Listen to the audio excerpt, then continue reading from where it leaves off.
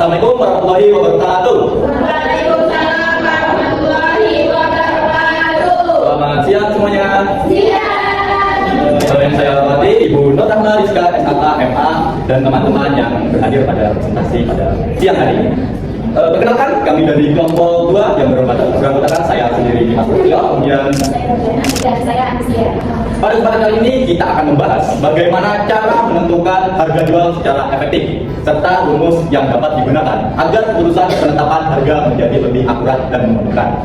Dalam dunia bisnis yang semakin kompetitif, penentuan harga jual bukan hanya sekedar menambahkan laba di atas biaya produksi, tetapi juga merupakan strategi penting untuk memenangkan pasar. Menurut Ferry Irwandi pada tahun 2018, harga jual yang tepat tidak hanya menutup biaya, tetapi juga mencerminkan nilai dan posisi produk di mata konsumen.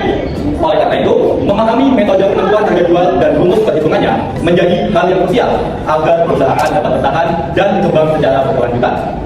Oke, tanpa basa-basi, kita akan masuk ke materi pertama yang akan disampaikan oleh Nurjan. Harga jual itu adalah nilai uang yang ditetapkan oleh penjual pada pembeli sebagai imbalan atas barang atau jasa yang ditawarkan penjual kepada pembeli. Nah, harga jual itu juga harus mampu menutupi seluruh biaya yang dikeluarkan dalam proses produksi serta memberikan keputusan bagi perusahaan. Menentukan harga jual juga merupakan bagian penting dalam nilai pemasaran dan juga nilai keuangan karena harga jual yang misalnya terlalu tinggi dapat menurunkan minat beli konsumen. Sedangkan apabila harga jualnya yang terlalu rendah itu bisa dapat mengurangi laba atau bahkan menimbulkan kerugian. Nah, dalam penentuan harga jual memiliki peranan yang sangat penting dalam keberhasilan suatu usaha, baik skala besar maupun UMKM. Jadi kita perlu menentukan tujuan agar mengelola harga tersebut. Nah, jadi di sini ada juga penentuan harga jual. Yang pertama itu adalah untuk menutup seluruh produksi dan operasional. Jadi setiap kegiatan produksi itu menimbulkan biaya seperti bahan baku, tenaga kerja, biaya listrik, air, transportasi hingga sewa tempat. Nah, jadi harga tersebut harus mampu menutupi seluruh biaya agar usahanya tetap beroperasi secara berkelanjutan. Yang kedua itu adalah mengelola harga yang diinginkan. Jadi tujuan utama dalam kegiatan bisnis itu untuk memperoleh keuntungan yaitu profit. Oleh karena itu harga jual harus ditetapkan sedemikian rupa agar dapat memberikan laba yang sesuai dengan target perusahaan. Agar laba tersebut digunakan untuk bisa mengembangkan usaha, membayar kewajiban serta meningkatkan kesejahteraan pemilik dan karyawan. Yang ketiga itu adalah menjaga daya saing di pasar. Jadi dalam dunia usaha itu kita harus harga itu merupakan salah satu alat bersaing yang paling efektif gitu loh. Harga jual harus mampu bersaing dengan harga yang ditawarkan oleh pesaing tanpa kita itu mengorbankan kualitas dan keuntungan. Jadi penentuan harga yang jadi kita tuh harus menentukan harga yang tepat agar dapat membantu produk tetap diminati meskipun banyak pesaing di pasar yang menjual produk sejenis. Yang keempat itu adalah menarik konsumen dan meningkatkan volume penjualan. Harga jual yang sesuai dengan nilai produk dan daya beli masyarakat dapat menarik lebih banyak konsumen. Dengan semakin banyak konsumen yang membeli, volume penjualan meningkat dan keuntungan perusahaan pun akan naik. Oleh karena itu, strategi harga sering disesuaikan dengan segmen pasar yang dituju. Terus yang kelima adalah menjaga dan posisi produk di pasar, yaitu harga seringkali menjadi indikator kualitas bagi konsumen. Produk dengan harga tinggi itu biasanya diasosiasikan dengan kualitas dan eksklusivitas yang lebih baik, sedangkan harga bisa menandakan produk yang ekonomis. Dengan demikian, harga jual itu digunakan sebagai alat untuk membentuk brand image dan posisi produk di benak konsumen. Selanjutnya di sini saya akan menjelaskan mengenai faktor-faktor yang mempengaruhi penentuan harga jual. Di sini ada faktor internal yaitu yang bersumber dari dalam perusahaan. Yang pertama adalah biaya produksi dan operasional. Biaya produksi adalah biaya yang dikeluarkan dalam membuat suatu barang atau jasa, yaitu seperti biaya bahan baku, biaya transportasi langsung, dan biaya operasional pabrik seperti biaya listrik, sewa gedung ataupun pemasukan mesin. Jadi semakin besar biaya produksi, maka semakin tinggi pula harga jual yang ditetapkan oleh perusahaan. Kenapa begitu? Karena agar perusahaan tersebut memperoleh keuntungan atau laba. Yang kedua ada tujuan perusahaan. Jadi setiap perusahaan itu memiliki tujuan yang berbeda. Ada yang ingin memaksimalkan laba, ada yang memperluas pasar, dan ada yang mempertahankan mangsa pasar. Tujuan ini akan mempengaruhi lonjakan harga jual. Misalnya itu jika perusahaan yang baru masuk pasar, maka mereka akan menetapkan harga yang lebih rendah. Kenapa begitu? Karena untuk menarik perhatian pelanggan untuk berbelanja di perusahaannya. Yang ketiga itu ada kualitas produk, di mana produk dengan kualitas premium dapat menetapkan harga yang lebih mahal. Karena konsumen pasti bersedia untuk membayar lebih harga untuk mendapatkan kualitas yang baik atau bagus. Yang keempat ada strategi pemasaran. Harga bergantung pada strategi pemasaran yang ditetapkan. Misalnya jika promo A adalah produk yang eksklusif, maka harga yang tinggi digunakan untuk membangun persepsi kualitas.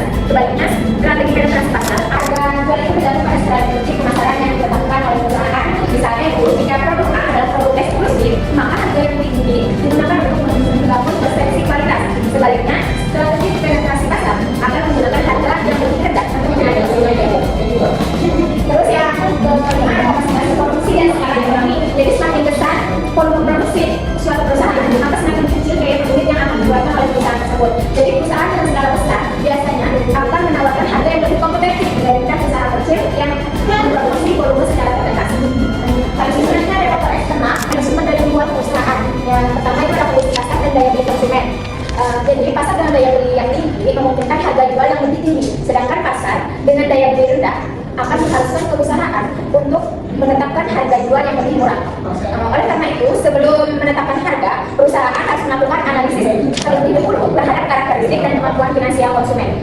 Yang kedua ada harga bersaing atau persaingan pasar. Contohnya itu jika produk binder atau buku yang dijual lebih murah oleh pesaing, maka kemungkinan besar konsumen akan membeli di tempat pesaing tersebut.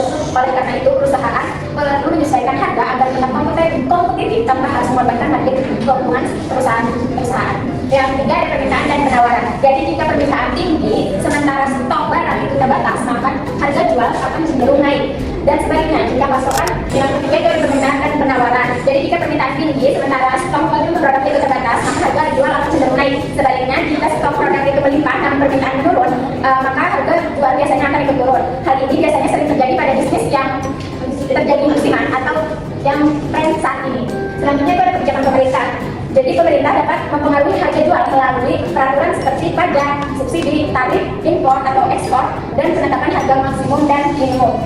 Yang terakhir itu ada kondisi ekonomi makro, yaitu seperti tingkat inflasi, nilai tukar mata uang dan suku bunga. Misalnya itu di Indonesia terjadi kenaikan inflasi, maka biaya produksi akan naik, dan sehingga harga jual yang dikeluarkan oleh perusahaan itu akan semakin tinggi. Oke, selanjutnya ada metode dalam penetapan harga jual. Yang pertama itu ada basic pricing atau penetapan harga berdasarkan biaya. Jadi metode ini paling umum. Intinya kita menentukan harga jual dari semua biaya yang dikeluarkan, lalu ditambah dengan keuntungan yang diinginkan. Rumusnya yaitu harga jual sama dengan biaya produksi ditambah biaya operasional ditambah biaya produksi dikali persentase. Contohnya, kalau biaya produksi 20.000 dan biaya operasionalnya 20.000, lalu untuk mendapatkan keuntungan 30%, maka dimasukkan ke dalam rumus yaitu 100.000 ditambah 20.000 ditambah 100.000 dikali 30%. Hasilnya yaitu 150.000. Jadi ada dua produk adalah 150.000. Kemudian yang kedua ada value based pricing atau penetapan harga berdasarkan nilai. Yaitu pada metode ini harga ditentukan berdasarkan nilai atau manfaat yang dirasakan konsumen, bukan hanya dari biaya produksi. Cocok diterapkan untuk produksi unik, eksklusif, dan premium. Contohnya yaitu produk topper dengan fitur khusus dapat dijual dengan harga lebih tinggi karena memiliki nilai tambah. Oke, yang ketiga ada market pricing atau penetapan harga berdasarkan pasar. Yaitu metode ini menggunakan harga pasar dan harga pesaing sebagai acuan dalam menentukan harga jual pada tetap kompetitif. Untuk struknya sendiri ada dua, yaitu compensation based pricing atau menyesuaikan harga dengan harga pesaing. Kemudian ada dynamic pricing, yaitu harga dapat berubah sesuai kondisi pasar dan permintaan waktu tertentu. Contoh singkatnya yaitu tiket konser yang harganya naik turun sesuai permintaan. Kemudian yang keempat ada break even pricing atau penetapan harga titik impas. Harga ditentukan agar mendapatkan sama dengan total biaya, tidak rugi dan belum untung. Biaya BEP-nya sendiri biaya tetap, harga jual biaya variabel. Contoh singkatnya yaitu menjual minimal 2 unit agar menutup semua biaya. Dan yang terakhir atau yang kelima yaitu diskon pricing. Pengertiannya yaitu penentuan harga jual dengan menggandakan harga modal atau biaya pokok. Hukum kita seterusnya yaitu harga jual sama dengan 2 kali biaya modal. Dan contohnya sendiri yaitu biaya modal 10.000, maka harga jualnya 20.000.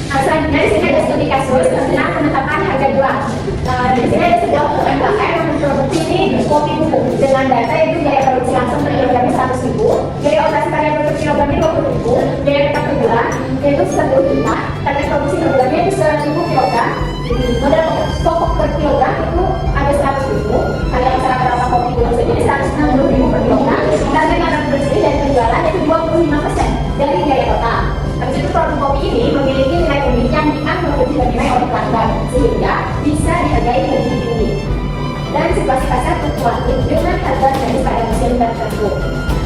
Pertanyaannya itu yang pertama adalah hitung harga jual kopi bubuk menggunakan cost plus pricing dengan harga laba yang sebesar 25%. Yang kedua, menentukan harga jual menggunakan markup pricing dengan markup pricingnya itu 30.000 per kilogram. Yang ketiga, hitung titik imbas tanggal unit event point unit yang harus dijual dengan harga jual ditetapkan sebesar 160.000. Yang keempat, tentukan harga jual dengan menggunakan metode fixed round pricing. Yang kelima, itu harga jual berdasarkan harga retribusi dan harga laba bersih sebesar 25%. Dan yang terakhir itu bagaimana Anda akan menetapkan harga dengan menggunakan value based pricing dan number based pricing seperti competition based dan dynamic pricing. Di sini itu ada kasus yaitu sebuah UMKM memproduksi kopi bubuk Nusantara dengan data-data yaitu seperti berikut. Itu ada biaya produksi per kilogram itu sebesar 100.000, biaya operasional karya per kilogram itu 20.000, biaya tetap per bulan 10 juta, target produksi per bulan itu 1.000 kilogram, modal pokok per kilogram kopi itu 100.000, harga pasar rata-rata kopi bubuk sejenis itu 160.000 per kilogram, target laba bersih dan penjualan itu 25% dari biaya total. Produk kopi ini memiliki nilai unik yang lebih bernilai oleh pelanggan sehingga bisa dihargai dengan harga jual yang lebih tinggi. Itu ada situasi pasar yang fluktuatif dengan harga jenis pada musim tertentu. Pertanyaannya yang pertama itu hitung harga jual kopi bubuk menggunakan cost plus pricing dengan harga laba sebesar 25%. Di sini cost plus pricing rumusnya itu total biaya produksi ditambah operasional per kilogram, yaitu ada 100.000 ditambah 20.000 sama dengan 120.000. Untuk menghitung harga jualnya yaitu harga jual sama dengan total biaya produksi ditambah dengan margin laba tadi sebesar 25% dikali dengan total biaya produksi. Jadi di sini tuh harga jual sama dengan 120.000 ditambah 25% dikali 120.000. Hasilnya itu 120.000 ditambah 30.000 sama dengan 150.000. Dapat harga 30.000 ini yaitu dari 25% dikali 120.000. Itu yang kedua, tentukan harga jual menggunakan markup pricing dengan harga markup yaitu 30.000 per kilogram. Di sini markup pricing rumusnya itu harga jual sama dengan biaya produksi ditambah dengan harga markup pricing yang telah ditentukan yaitu 100.000 ditambah 30.000 sama dengan 130.000. Habis itu yang ketiga itu hitung titik imbas dan beli event point unit yang harus dijual bila harga jualnya ditetapkan sebesar 160.000. Nah, di sini break even point yang telah diketahui itu total biaya tadi sebesar 10 juta dengan tadi harga jual yang ditetapkan sebesar 160.000 dengan biaya pajak per unitnya itu 120.000. Jadi rumusnya itu harga BOP sama dengan total biaya tetap dibagi dengan harga jual per unit dikurang biaya pajak per unit. Yaitu di sini ada BOP sama dengan 10 juta dibagi 160.000 kurang 120.000 sama dengan 10 juta dibagi 40.000 yaitu menghasilkan 250 per kilogram. Jadi perusahaan untuk mendapatkan jadi perusahaan harus menjual minimal 250 kg untuk jadi perusahaan harus menjual minimal 250 kg untuk impas, yaitu dimana impas ini perusahaan itu tidak akan ada keuntungan ataupun kerugian. Selanjutnya itu ada tentukan harga dengan menggunakan metode discount pricing. Sebenarnya di sini tadi discount pricing itu menentukan harga jual dengan menggunakan memberikan harga modal atau biaya baku. Dalam rumusnya itu harga jual sama dengan 2 dikali biaya modal. Nah, jadi di sini itu discount pricing itu harga jual sama dengan 2 dikali dengan harga modalnya di sini itu 100.000. Jadi 2 dikali 100.000 sama dengan 200.000. Selanjutnya itu ada harga menghitung harga jual berdasarkan target net pricing dan target laba bersih yaitu sebesar 25%. Di sini itu rumusnya itu total biaya per kilogram itu sama dengan biaya produksi dan operasional yaitu sebesar tadi 120.000. Jadi untuk menentukan target net pricing itu harga jual sama dengan biaya produksi dibagi 1 dikurang dengan target laba bersihnya. Jadi di sini itu 120.000 dibagi dengan 1 dikurang 0,25. 0,25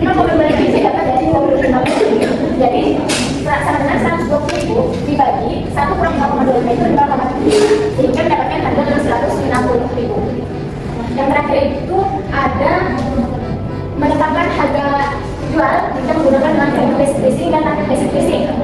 Itu tuh dengan cara value basic pricing di sini tadi kan kayak menentukan harga jual. Nah, harga jual berdasarkan nilai atau manfaat produk kepada pelanggan.